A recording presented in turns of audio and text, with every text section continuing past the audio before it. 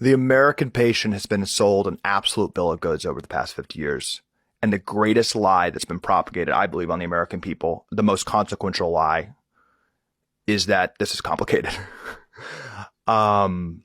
We have systematically, over the past 50 years, gotten sicker, fatter, more infertile, male sperm counts plummeting 50%, PCOS, female infertility, skyrocketing, and more depressed. 25% of the American people are on a mental health medication. We continue to get more depressed, and suicide's now the second leading cause of death for young adults.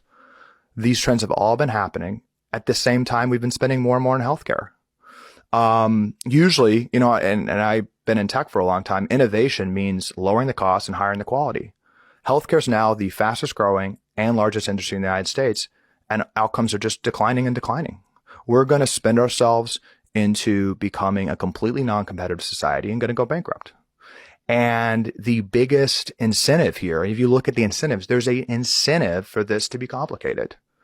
Media institutions that have to report something and are funded in many cases more than 50% by pharma and processed food companies, have an incentive to muddy the waters. In my mind, and this comes a lot from, being sisters with Dr. Casey Moons, who's been on here and on the shoulders of a lot of, metabolic health leaders, like Dr. Hyman, like you. But this is my takeaway. The food system's been weaponized. The foundation of our diet is three things right now. It's highly processed grains. And this is a key thing. Those are new in the past 100 years. Highly processed grains are a new invention. And the processing takes that fiber out so that grain is a sugar bomb, right? It's weaponized in our kids' food. It's the primary ingredient in processed foods, which are 70% of our diet, and it turns into sugar and becomes addictive and very unhealthy in the body. Then, of course, added sugar, which essentially didn't exist 100 years ago. It's over 100 times up, and particularly in sugary drinks, which are basically a new phenomenon, which are diabetes bombs, highly addictive. So that's another obvious component of our food. And then seed oils, which were invented in 1909 and are now the top source of American fat and highly inflammatory, and make the food more addictive. So our food has been weaponized. It's become cheaper. It's become more self-stable, but it's all correlated to that. The obesity is a symptom of metabolic dysfunction. There's a lie being propagated that it's this disease that you can treat. And in some cases, it's a good symptom. The cellular dysregulation of our fat cells making us obese, at least we can see that. As I mentioned, fatty liver disease, that's another leg of the stool.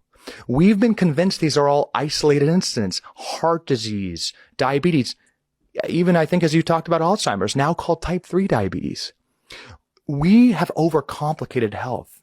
A doctor chooses one of 42 medical specialties and then 82 subspecialties. We've divided the body into 42, then 82 parts. Our cells are under threat because what we're eating. 90% of healthcare costs are going to chronic conditions that are fundamentally tied to cellular dysregulation caused by food. If you change those three ingredients I mentioned, added sugar, seed oils, processed grains, if you systematically, from a public policy perspective, work to take those out of the American diet, heart disease and diabetes would be gone.